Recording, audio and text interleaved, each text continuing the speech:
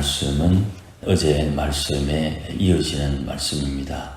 그리고 3장 20절 말씀이 지금까지 1장 중반부에서부터 시작했던 말씀의 결론부가 되고, 내일 언급할 3장 21절이 그 대안이 됩니다. 전체의 구도는 그렇게 되고, 오늘 3장 앞부분은 어제 말씀을 드렸던 율법이 없는 사람이 율법을 행하게 될 때, 하나님의 율법을 알지 못하는 사람이 본성을 따라 행했는데 그것이 율법의 내용과 같을 때 그들은 하나님 앞에 율법을 지키는 자로 인정을 받는다 그랬습니다. 그것을 어제는 할례 받은 자가 할례 받은 자의 행실을 하는 것, 할례 받지 않은 사람이 할례 받은 행실을 행할 때 하나님께서 그들을 어떻게 대하는가에 대해서 잠시 말씀을 드렸습니다. 자, 그러면 오늘 할례 받은 사람, 유대인이죠.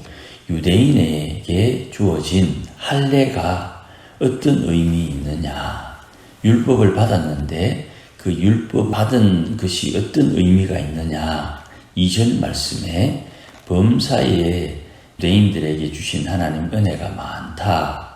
특별히 그들은 하나님의 말씀을 맡았다, 그렇게 이야기합니다.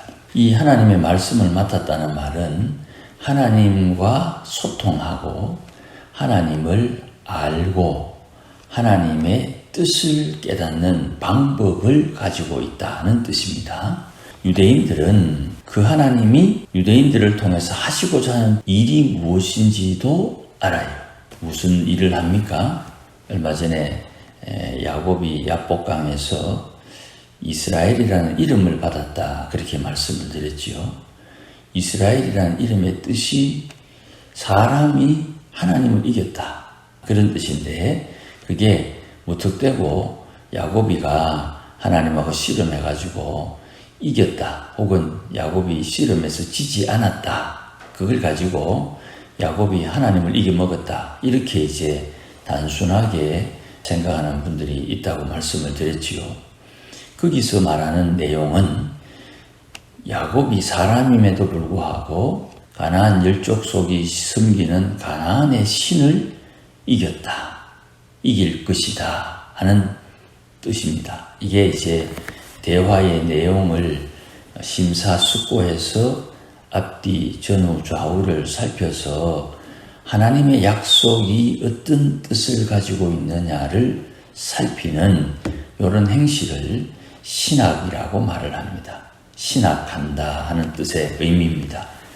그러니까 하나님의 말씀을 맡은 유대인들은 하나님의 말씀에 따라 할례를 행해서 자기들 몸에 하나님의 백성이라는 흔적을 가지고 있는데, 그 흔적 가졌다는 말은 하나님이 주신 율법, 하나님의 뜻을 깨달을 수 있는 방법을 사용해서 하나님의 뜻에 순종할 수 있는 능력, 기회, 은혜를 받은 사람이다 하는 뜻이에요. 하나님의 말씀을 받았으니까 말씀에 순종해야죠. 율법을 받았으니까 율법에 대해서 순종해야죠. 율법을 받았지만 율법 받았다는 것을 자랑하면서도 율법에 순종하지 않더라. 그래서 3절에 어떤 사람들이 믿지 아니하였으며, 믿는다는 말이 번역이 조금 애매합니다만은 그 뒤에 나오는 하나님의 미쁘심을 개하겠느냐 그랬는데, 요 미쁘심, 미쁨, 믿음직하다 하는 뜻입니다. 우리말이에요. 어떤 사람들이 하나님이 신실하고 믿음직하다는 것을 포기한다면, 사람이 순종을 안 해가지고 하나님의 신실하심과 믿음직함을 포기한다면 하나님께서 사람들이 믿음직한 것을 행하지 않았다고 하나님의 믿음직함이 없어지겠느냐? 말이 좀 어렵지요. 내가 주의 말씀에 순종하지 않았다고 하나님이 주시는 은혜와 복이 없어지겠느냐, 그런 뜻이에요. 말씀을 맡았는데 말씀대로 살지 않으니까, 네가 말씀대로 살지 않는 거 보니까 네가 믿는 하나님 그건 꽝이다, 그렇게 사람들은 말할 수 있는데, 설사 그런 말을 한다 할지라도 그 사람이 믿음대로 순종하지 않는 것이 하나님의 예비하고 준비하신 은혜와 복이 없어지는 것은 아니다 하는 것을 말하는 거예요. 그래서 4절에 믿부심을 패하겠느냐? 아니다. 그럴 수 없다. 사람은 다 거짓되되, 요 사람은 모든 사람을 말합니다. 믿는 사람이든 믿지 않는 사람이든 다 거짓되다. 그러나 하나님은 참되다. 사람은 거짓될 수 있으나 하나님은 거짓되지 않는다. 하나님이 약속하신 것은 하나님의 백성들이 제대로 순종하지 못한다 할지라도 하나님의 신실하심, 진실하심은 변치 않는다. 사람들이 말하기를 주님께서 주의 말씀에 의롭다함을 얻고 판단받으실 때에 이기려 한다 하는 말씀은 시편 51편에 다윗이 밧세바를 범한 이후에 선지자가 와가지고 네가 그 사람이다 할 때 하나님 앞에 회개하는 시가 시편 51편이지 않습니까? 여기에 자기의 죄가 명백히 드러난 상황에서, 다윗의 죄가 명백히 드러난 상황에서 주의 말씀은 내 죄를 지적하니 하나님의 말씀은 의롭구나, 하나님의 심판은 공평하구나, 또한 하나님께서 심판하신 그 말씀은 지금 내 죄가 명백히 드러났으니 주의 말씀 앞에 누가 딴지를 걸 수 있겠는가 하는 뜻이에요. 이 말씀은 말씀만 딱 떼놓고 보면 표현이 조금 어눌하고 우리가 쉽게 이해가 되지 않는 말씀인데, 이 말씀의 핵심은 시편 51편의 배경을 가지고 생각할 때 유대인들이 하나님의 말씀을 맡았어요. 그런데 말씀에 순종하지 않아. 순종하지 않는다고 하나님의 진실하심과 약속이 없어지는 것은 아니에요. 하나님께서 평가하실 때 사람들이 순종하지 아니함으로 하나님이 거짓되지 않는다 이 말이에요. 왜 그렇습니까? 저들의 허물과 죄가 드러날 때, 명백히 드러날 때 사람이 죄를 범했지 하나님의 말씀이 거짓된 것은 아니기 때문이다 하는 뜻이에요. 그래서 5절에 보면 관로 같은 게 있지요. 사람의 말하는 대로 말하노니 하는 말씀이요, 관로에 들어가 있는데, 사람들이 하나님에 대해서 혹시 누군가 평가할 때 하나님께서 우리에게 진노를 내리시는 하나님이 있냐, 우리가 하나님의 의를 드러낼 때, 우리 죄가 있더라도 하나님의 의를 드러내면 하나님이 우리에게 진노하시겠느냐, 이게 사람들의 이야기입니다. 결코 그렇지 아니하다. 우리가 우리의 죄를 통해서 하나님의 의를 드러낼 때 하나님이 우리에게 진노하시겠느냐, 하나님의 의를 드러냈으니까, 우리의 죄가 있더라도 하나님 의가 드러났으니까 우리를 하나님이 저주하거나 책망하지 않을 걸, 이렇게 사람들이 생각한다 이 말입니다. 7절 말씀 보십시오.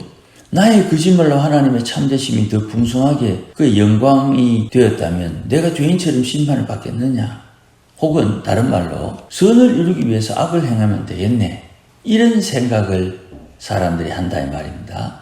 이런 생각을 누가 합니까? 하나님의 율법을 받았는데 율법대로 살지 않는 사람들이 이런 변명을 하는 거예요. 6절에 결코 아니다. 하나님이 그렇게 사람을 판단하거나 대한다면 하나님이 어떻게 세상을 심판하겠노? 결코 그런 일은 없다. 8절 말씀에 이렇게 바울과 그의 일당들이 하나님의 말씀을 가르친다고 하는 것을 바울이 듣고 우리를 이렇게 모함하는 그들은 정죄받는 것이 마땅하다. 말을 좋게 해서 그런데 저주받았다 이런 뜻입니다. 왜 이런 오해를 바울이 받느냐 하면 회개하라는 말을 하기 때문에 받는 거예요. 회개해야 된다는 말을 하니까 네 유대인이가 그래 내 유대인이다. 네 하나님 말씀 받았지. 야, 네 대단하다. 그래 내가 좀 대단하지. 내가 하나님 말씀 받고 율법을 안다. 근데 네 율법대로 행하나? 아니 네 하나님인데 율법을 받았는데 율법대로 안 해야 하는 거 보니까 회개해라. 이 말을 싫어한다. 네 하나님 안다니까. 그래 하나님 말씀대로 사나? 아니 회개하라니까. 네가 뭔데 내보고 회개하라 말라 말을 하노? 이 말을 지금 바울이 이야기를 했더니 그 바울을 되레 공격하는 유대인들이 그렇게 이야기를 한다. 자 그러면 어떠하냐? 우리는 나으냐? 우리가 저 사람들보다 더하면 더했지 결코 못하지 않다 이런 뜻입니다. 우리가 나으냐 하는 말은 우리가 저 사람들보다 더하면 더했지 절대 못하지 않다. 우리도 하나님의 율법에 어긋난 행실을 하고 우리도 하나님 앞에 율법대로 살지 못하는 것 저나 우리나 똑같다. 요 말입니다. 우리는 나으냐 하는 말이 이미 유대인이나 헬라인이나 세상의 모든 사람은 다 죄 아래 있다. 율법을 받았으나 율법대로 살지 않는 유대인이나 율법을 몰라서 율법에 어긋나게 지 마음대로 살고 있는 이방인이나 둘 다 죄인이다 이 말이야. 그래 그 죄인인 증거가 뭔데? 의인은 없나니 하나도 없고 깨닫는 자도 없고 하나님을 찾는 자도 없고 다 치우쳐 무익하게 되고 선을 행하는 자가 없나니 하나도 없다는 주의 말씀에 이미 세상에는 의인이 없다. 다른 말로 전부 다 죄인이다. 도찐 개찐 50보 100보 고만고만해서 그렇지 상대적으로 내가 이거는 니보다 잘한다. 이거는 네가 내보다 잘하는 거 내가 인정해 줄게. 전부 다 죄인이다 이 말이에요. 내가 하나님의 죄인이라는 것을 인정하고 어떤 정죄 어떤 말에서도 죄인이라는 것을 이해하고 인정하는 자에게 하나님의 은혜가 오는 겁니다. 자 20절하고 21절 보십시다. 내가 죄인이라는 인정을 합니다. 그러면 20절 그러니 율법의 행위로 하나님 앞에 의롭다 하심을 얻을 육체가 없나니 율법을 주신 것은 죄를 깨닫도록 주신 것이다. 네가 율법을 받았느냐? 그래 내가 하나님 율법을 받았다. 그 율법 하나님이 네 주신 이유는 네가 죄인이라는 것을 깨닫도록 하나님이 율법을 주었다. 율법으로 구원받는 게 아니야. 율법이 있다는 것은 내가 죄인이라는 것을 인정하고 깨닫기 위해서 율법을 주셨다. 계명을 주신 이유는 내가 원래부터 하나님 외에 다른 신 섬기는 걸 좋아하기 때문에 하나님이 율법을 줘가지고 하나님 외에 다른 신이 없다는 것을 알려주는 거예요. 나는 내 본성은 하나님 외에 다른 신이 있다는 것을 인정하는 거예요. 하나님 외에 다른 신이 없다는 말씀이 계속 나를 지적하는 거예요. 이 목사, 하나님 외에 다른 신이 없다. 알고 있습니다. 그런데 왜 하나님 외에 다른 걸 의지하는데 너는? 율법이 그것을 자꾸 지적한다 이 말이에요. 세상에 하늘과 땅과 땅아리 어떤 것보다 소중한 것은 하나님의 이름이야. 하나님 이름보다 좋은 거 많아요. 이게 우리의 본성이라 이 말입니다. 안식일을 그렇게 지키라. 아이고 오늘 일하면 얼마나 소출이 많아지는데 안식일을 지키라고 말합니까? 안식일을 지키지 않으려고 하는 게 우리의 본성이다 이 말입니다. 눈에 보이는 거, 손에 잡히는 거, 내인데 이익되는 것 그거 하면 안 돼. 그거 죄야 라고 가르치는 것이 율법의 의도예요. 율법으로는 죄를 깨닫는다 이 말입니다. 율법으로 죄를 깨달으라고 했는데 그럼 죄 깨달아서 뭐 해야 됩니까? 회개. 율법을 지켜갖고 하나님 앞에 의롭다 인정함을 받으려고 한 그 사고방식 자체가 걸려먹은 거예요. 나는 안식일을 그렇게 지켜서 하나님 앞에 복을 받겠다. 그런 사고방식 자체가 걸려먹은 거다 이 말입니다. 율법으로는 죄를 깨닫는다니까요.